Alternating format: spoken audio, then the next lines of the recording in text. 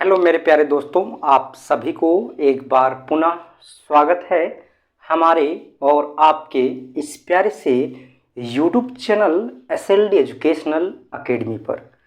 चलिए दोस्तों, आज हम लोग आगे की ओर बढ़ते हैं और आज जो है दोस्तों वो बहुत ही इम्पॉर्टेंट टॉपिक्स पे आज हम लोग डिस्कस करने वाले हैं, क्योंकि आप लोगों में से बहुत सारे लोगों के ये मन में जो है वो प्रश्न उठ रहा होगा, या बहुत सारे लोगों को या जो है वो क्वेश्चन जो है वो अपने दिमाग में या फिर मन में जो है ज़रूर कभी ना कभी आया होगा कि जब आप लोग ग्रेजुएशन में आ चुके हैं, है ना, जिसे 12th पास किए थे, है ना, उसके बाद जब आप ग्रेजुएशन में एडमिशन लिए तो उसके बाद जो आपका एग्ज़ाम है ये आपका सेमेस्टर 1, ये पहला एग्ज़ाम है आपका, है ना, ये आपका पहला एग्ज़ाम है आपका ग्रेजुएशन का।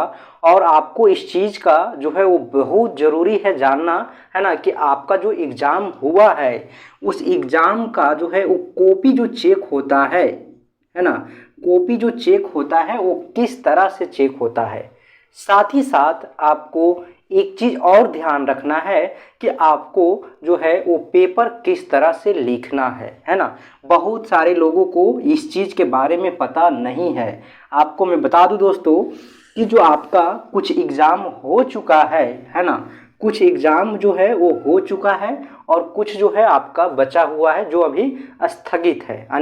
सेमेस्टर 1 का जो एग्ज़ाम है, सेमेस्टर 1 सेशन 2023 से 27, इस सेशन का जो एग्ज़ाम है ये अभी आपका कुछ पेपर हो चुका है और कुछ बचा हुआ है। तो आपके मन में जो है ये चीज़ ज़रूर आता होगा कि जो हम पेपर लिख चुके हैं उसका जो है वो किस प्रकार से वो पेपर जो है वो चेक होगा और हमें कितना नंबर मिलेगा, है ना। और उसके बाद जो आपका बचा हुआ पेपर है उसे आपको किस तरह से लिखना है, क्योंकि मैं बता दूं दोस्तों कि आप चाहे ग्रेजुएशन में आप बीए कर रहे हैं, है ना, या फिर बीएससी कर रहे हैं या फिर बीकॉम कर रहे हैं, ठीक है।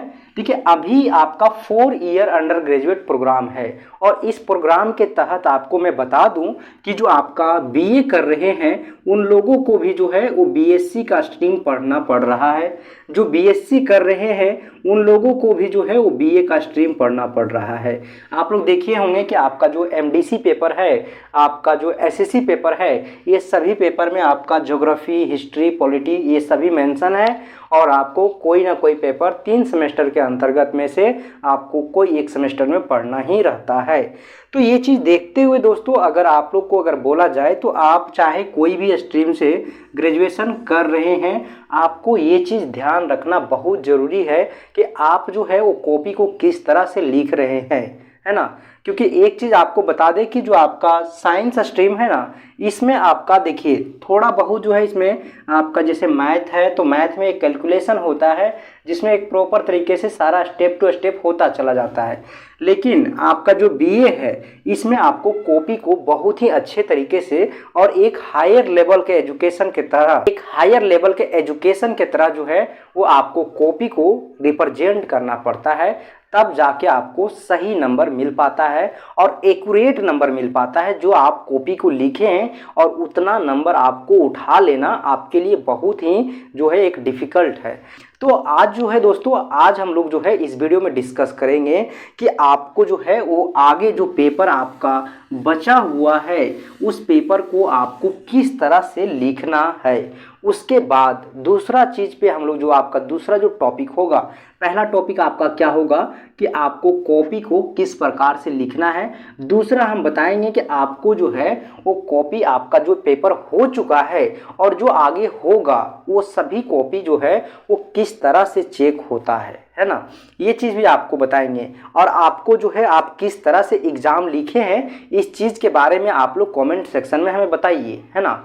आपको मैं बताऊंगा कि आपका जो कॉपी है जिस प्रकार से आप कॉपी लिख के आए हैं उस आधार पे आपको कितना नंबर मिलेगा। ये वीडियो लाने का पर्पस यही है दोस्तों कि आप लोग जब आप लोग 12th पास आउट होके जब आप लोग ग्रेजुएशन में आए होंगे, आप लोग जब 4 ईयर अंडर ग्रेजुएट प्रोग्राम के तहत एडमिशन लिए होंगे, तो ये चीज़ के बारे में आपको कोई नहीं बताया होगा कि आपको किस तरह से जो है वो कॉपी को लिखना है और साथ ही साथ आपको जो है वो कितना नंबर मिलेगा किस तरह से लिखने के बाद, और आपको जो है वो आपका कॉपी चेक करने का पैटर्न क्या होता है।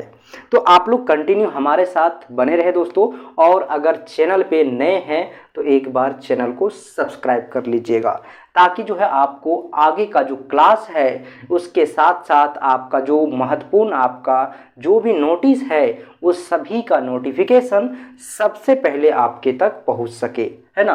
देखिए दोस्तों, आपको मैं बता दूं कि आप लोगों में से बहुत से लोगों ने हमारे साथ कंटिन्यू जो है वो शुरू से जुड़े हुए हैं, पूरे सेमेस्टर का जो है वो प्रिपरेशन हमारे साथ किए, हमारे साथ एग्ज़ाम का भी प्रिपरेशन किए, है ना। पूरे सेमेस्टर का मतलब ये है कि आपका जो सिलेबस था उस सिलेबस को भी कवर कराया गया है इस यूट्यूब चैनल पे। तो वो लोग जो है वो हमारे साथ कंटिन्यू बने हुए हैं, है ना। तो उन लोग जो है वो सारे सिलेबस को कवर करने के बाद उन लोगों को जो है कुछ बात हम बताए थे कि आपको पेपर किस तरह से लिखना है, लेकिन यहाँ पे आज हम जो है वो कंप्लीट एक्सप्लेन करके आपको हम बताएंगे, है ना। देखिए यहाँ पे जो है दोस्तों, आपको सबसे पहले जो पेपर आपका हो गया वो हो गया, आप उसमें आप कोई भी सुधार नहीं कर सकते हैं। जो आपका पेपर चला गया वो तो आपका हो गया, है ना, तो उसको आप सुधार नहीं कर सकते। लेकिन जो पेपर आपका बचा हुआ है उसमें देखिए सबसे पहले आपका अगर बात किया जाए तो बीए का, ठीक है ना, यहाँ पे हम बीए का बात कर रहे हैं। तो बीए में क्या होता है ना कि बीए में जितने भी आपका जो स्ट्रीम है, history, geography, economics, political science, है ना, ये सभी आपका हिंदी, इंग्लिश, ये सभी आपका बीए के अंतर्गत आता है, यानी कि आपका बैचलर ऑफ आर्ट्स, ठीक है। तो ये है आपका बीए, है ना। तो बीए में आपको क्या करना है, देखिए कोई भी आप जब कोई प्रश्न है आपका, सपोज एक कोई प्रश्न है ना, तो इस प्रश्न को सबसे पहले आपको यहाँ पे जिस प्रकार से देखिए आपको एक पेज लेना है, ठीक है, आपको एक पेज मिलेगा, कॉपी तो आपको एग्जाम में मिलेगा, है ना, इस प्रकार से आपको जो है एक कॉपी मिलेगा। देखिए यहाँ पे आप लोग फिल कीजिए, है ना, महसूस कीजिए कि आपके पास जो है ये आपका एक पेज है। तो सबसे पहले जो है आपका ये तो एक पेज है, तो इस पेज को जो है क्या करना है कि तो इस पेज का दोनों सेट जो है वो आपको क्या करना है, मार्जिन छोड़ना है, ठीक है। उसके बाद आपको जो है ये पेपर का देखिए जो भी आपको पेपर मिलता है उस पेपर में आपको जो है ये दोनों साइड आपको मार्जिन छोड़ देना है। उसके बाद यहाँ से लिखना है, जैसे यहाँ पे आपको लिखना है लाभ के बारे में, ठीक है। तो इस प्रकार से लाभ का ब्लैक पेन से आप हेडलाइन बनाइए, है ना। उसके बाद जो है आप इसे एक्सप्लेन कीजिए, ठीक है। फिर जब आपका यहाँ पे ये पैराग्राफ एंड हो जाता है तो आपको यहाँ पे एक लाइन छोड़ना है और इसका फिर आपको जो है यहाँ पे हानि के बारे में लिखना है या फिर लाभ का क्या फ़ायदा है, ठीक है, लाभ क्या फ़ायदे, ठीक है, लाभ के फ़ायदे। तो इस प्रकार से जो है वो आपको यहाँ पे लिखना है। फिर आपको इसको ब्लैक पेन से हाईलाइट कर लेना है, उसके बाद आपको यहाँ पे लिखना है ना। तो इस प्रकार से जब आप लिखिएगा, और आपको एक चीज़ और हम बताए थे कि आप जैसे कि आप जो भी पेपर लिख रहे हैं उस पेपर में आपको ध्यान देना है कि अगर आपका क्वेश्चंस अगर पॉइंट वाइज में रिप्रेजेंट हो सकता है, आप अगर उसे रिप्रेजेंट कर सकते हैं तो आप जो है उसे पॉइंट टू पॉइंट ही रिप्रेजेंट कीजिएगा, है ना। उसके बाद जो है दोस्तों, उसके बाद आपका जो है इस प्रकार से अगर आप सभी कॉपी को लिखते हैं तो आपको सफिशिएंट नंबर मिल जाएगा। उसके बाद जो आपका बचता है ना, कि आपका कॉपी जो है वो किस तरह से चेक होता है। कॉपी जो चेक करने का जो बात रहा वो आप लोगों का जो है वो डायरेक्ट आपका डिपेंड करता है कि आप जो है वो कॉपी को किस प्रकार से लिखे हैं। कॉपी जो चेक होता है वो चेक होने का एक प्रोसेस है, ठीक है। उस प्रोसेस में आपको जो नंबर मिलेगा वो डिपेंड करता है आपके ऊपर कि आप जो है वो कॉपी को किस प्रकार से लिखे हैं और आप जो है वो कॉपी में किस प्रकार से रिप्रेजेंट किए हैं, आपका जो है लिखने का तरीका क्या है ना।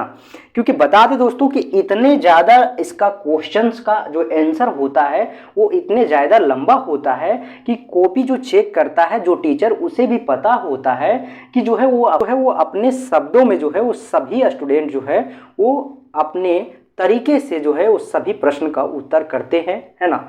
तो उसमें जो है वो एक एक लाइन करके जो है वो कॉपी चेक नहीं होता है, ठीक है। एक एक लाइन जो है वो पढ़कर और आपका सही स्टेप है या नहीं है ऐसा कॉपी चेक नहीं होता है। तो आपको मैं बता दिया हूँ, है ना। जो लोग कंटिन्यू थे उन लोगों को पता है कि कॉपी का सही तरीका लिखने का क्या है। और मैं एक बार फिर बता दिया हूँ यहाँ पे कि आपको किस प्रकार से लिखना है।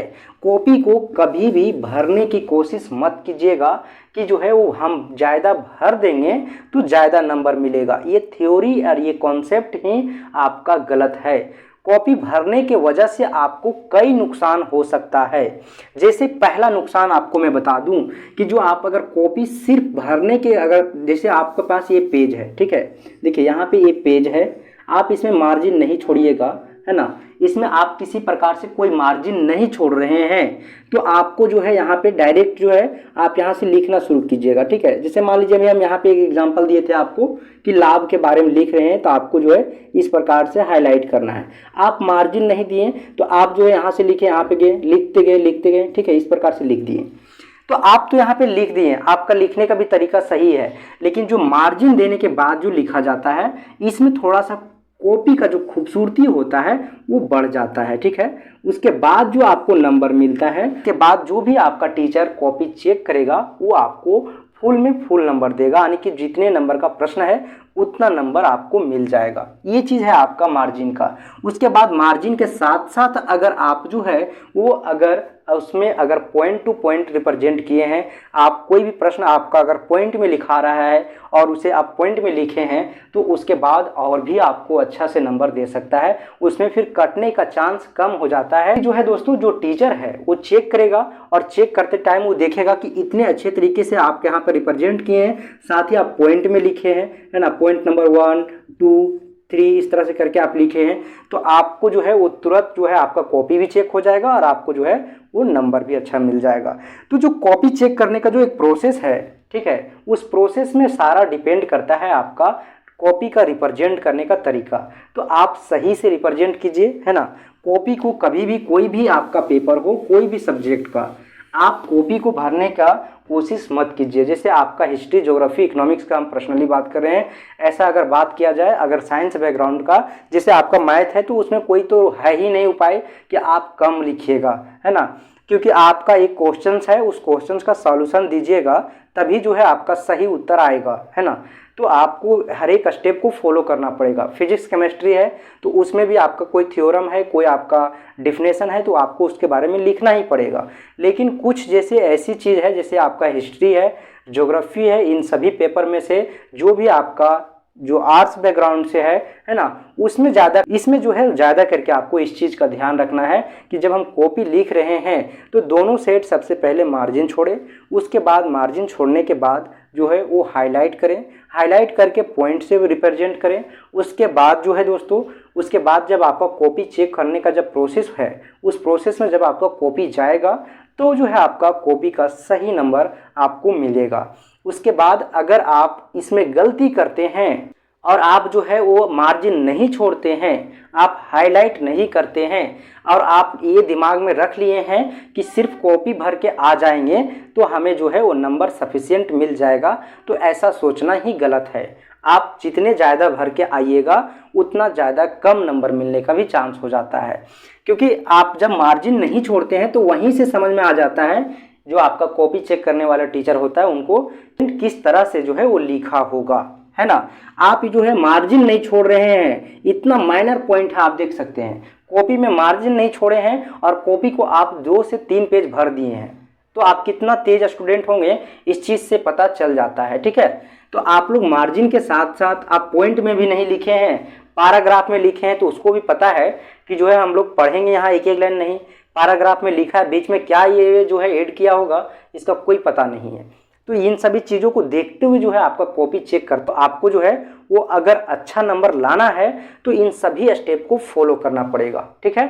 चलिए दोस्तों, फिर मिलते हैं एक नए वीडियो में जहां पे हम लोग आगे का क्लास कंटिन्यू करेंगे। आप लोग हमारे साथ कंटिन्यू बने रहे दोस्तों। आप लोगों का एग्जाम का प्रिपरेशन जारी है ना। आप लोगों का जो भी पेपर अभी तक नहीं हुआ है उन सभी क्वेश्चंस का, उन सभी पेपर का जो है मोस्ट इंपॉर्टेंट क्वेश्चंस आपके यूट्यूब चैनल पे आ रहा है। आप लोग जो है उस सभी वीडियो को वॉच कीजिए कंटिन्यू बिना स्किप किए हुए, क्योंकि आपका एग्जाम कभी भी ले लिया जाएगा, है ना। क्योंकि बीच में आपका गर्मी छुट्टी है और आपका इलेक्शन खत्म होने के बाद तुरंत आपका एग्जाम ले लिया जाएगा। क्योंकि मैं बता दूं दोस्तों कि जैसे ही आपका इलेक्शन खत्म होता है उसके बाद जो है, उसके बाद 10 दिन आपका टाइम बचता है, 10 से 15 दिन, उसके बाद आपका गर्मी छुट्टी आ जाता है। गर्मी छुट्टी होगा, तय है ये, ठीक है ना। यूनिवर्सिटी की तरफ से यह तय है कि आपका गर्मी छुट्टी होगा और इस गर्मी छुट्टी आपका एग्जाम में जो है बाधित करता है, तो आपको जो है वो एग्जाम ले लिया जाएगा। चलिए दोस्तों, फिर मिलते हैं एक नए वीडियो में। तब तक के लिए आप लोगों को बहुत बहुत धन्यवाद। हमारे साथ इसी तरह कंटिन्यू बने रहें। अगर आपको किसी भी प्रकार से कोई भी अगर डाउट रह गया है तो आप लोग जो है कमेंट सेक्शन में कमेंट कर दीजिएगा और टेलीग्राम चैनल को ज्वाइन कर लीजिएगा। वहाँ पे आपको हर एक छोटी बड़ी खबर जो है वो सबसे पहले आपको प्रोवाइड किया जाता है ना। और साथ ही साथ आपके जितने भी क्लास होता है उन सभी क्लास का प्रॉपर तरीके से एक नोट्स भी प्रोवाइड किया जाता है। तो आप लोग टेलीग्राम चैनल को ज्वाइन कर लीजिएगा। वहाँ पे बहुत सारे स्टूडेंट ज्वाइन हैं ऑलरेडी, आप भी वहाँ पे जाके ज्वाइन कर लीजिए। आपको अगर कोई भी अगर ज़्यादा प्रॉब्लम होता है, कोई टॉपिक से आपको रिलेटेड कोई अगर समस्या है तो आप डायरेक्ट हमें टेलीग्राम पे मैसेज भी कर सकते हैं। धन्यवाद दोस्तों, फिर मिलते हैं।